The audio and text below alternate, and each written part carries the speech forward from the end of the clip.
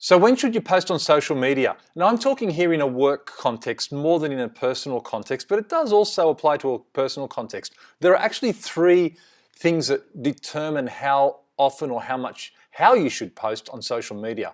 The first one of those is it has to be something that your audience is interested in. Now, in order to get to this point, you firstly have to understand who your audience is, and that's a whole nother topic. But let's assume you know who you want to talk to. They have to be interested in what it is you've got to say. I mean, that's pretty much the starting gate. You get that one sorted and you're off at the races, you're at the starting gate and you're ready to go. The second thing is that you have to be interested in it yourself. It's okay for the audience to be interested, but it has to be also something that you're interested in yourself. So this could be, and it should be also, something that you talk about from a work perspective. So we're not talking here about hobbies. This is something that relates to your work audience that is also something that you're interested in. You're innately interested in this for a number of reasons. It might be because that's your expertise. It might be because it's something you've done for years and you've grown to love it. Doesn't matter the reason why, but you're interested in it. The third thing you need is you need proficiency. You need to actually be good on the topic that you're talking about. You need to know what you're talking about. No use writing something about a topic on which you know nothing about or very little about.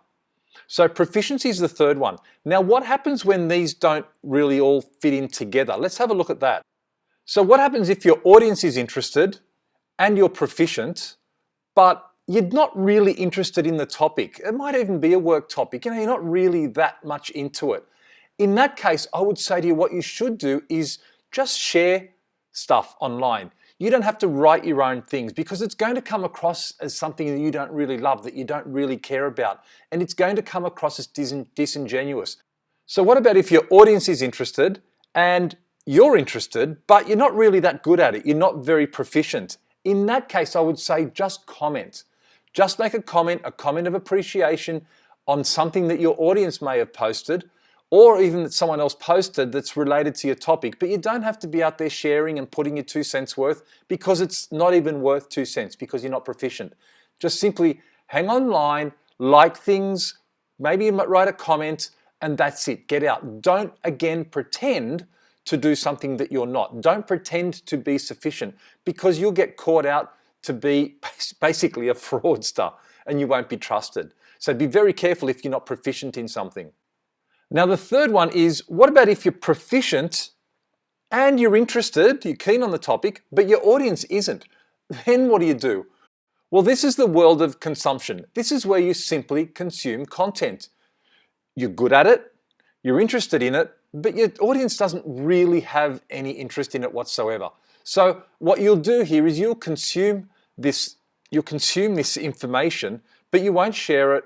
You won't like it, you won't send it to your audience, you won't write a post about it. You'll simply consume, you'll learn, you'll get more into the thing that you know. Now, this could be the world of your hobby. This could be the world of you just learning for the sake of learning. But you don't have to involve the rest of us, the rest of the world in that. Now, what happens when you put them all together? What happens if it's something the audience likes, something you're proficient at, and something that you're really into? In that case, yes, you share it. In that case, you post it. In that case, you like, you comment, you consume. You do all of those things. But the main thing you do is you post. Now, this is where you need to get busy. If you satisfy all three of these conditions, don't be lazy. Don't say, I can't do it. Don't say, oh, who am I to do this? Yes, you are. Your audience wants it. You know you can do it, and you're interested in it. That is the perfect cocktail for posting stuff. That's when you get in and you go hard. You don't pretend. You don't make excuses because you haven't got any. Oh, but I don't know what I'm good at. Yes, you do. Stop being modest. You know exactly what you're good at. You know what people come to you for. You know exactly what that's all about. So don't pretend that that's not going on. You know what you're good at. You know what your audience wants. I think you learn that more and more and more as you post also, which is where the feedback on the post is useful. And also, you just know that you're interested because you read about this stuff when you don't have to. You think about it when you don't have to. You know when you're interested. So just do it. But please, please, please don't force feed any one of those three things because you're going to get found out. All three conditions. I hope this helps. It's something that I've been thinking about a lot recently as I've been increasing my posts. Like, am I being disingenuous? Am I being genuine? Do I know what I'm talking about?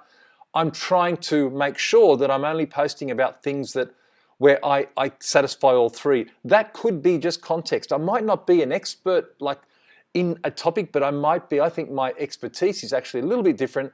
I can get context around things and I can provide that to my audience through things that I'm interested in. So that can also work. So I hope it helps for you as well. A little bit of a framework to get through your social media blockages. And thanks again for tuning in. I'm Stephen DiPietro.